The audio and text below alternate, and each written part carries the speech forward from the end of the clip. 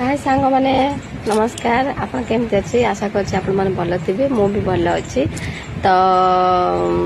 ଆପଣ ମାନେ ସକାଳୁ ସବୁ କାମ ସରିବଣି ମନ୍ଦିର ଆସିବଣି ମୁଁ ତ ଯାଇ ମନ୍ଦିର ଯାଇନି ତ ମନ୍ଦିର ଯିବି ଫୁଲ ରଖିଛି ଠାକୁର ପୂଜା କରିବି ତ ଠାକୁର ମୋର ଗାଧୋଇ ପାଧେଇକି ଆସିଲି ତ ଡ୍ୟୁଟି ବି ଯିବାର ସମୟ ହୋଇଗଲାଣି ତ ଘରେ ଠାକୁର ପୂଜା କରିବି ମନ୍ଦିର ମୁଣ୍ଡିଆ ମାରିବି ସାର ପରିବାର ତ ଯେହେତୁ ସଂକ୍ରାନ୍ତି ଅଛି ଆଉ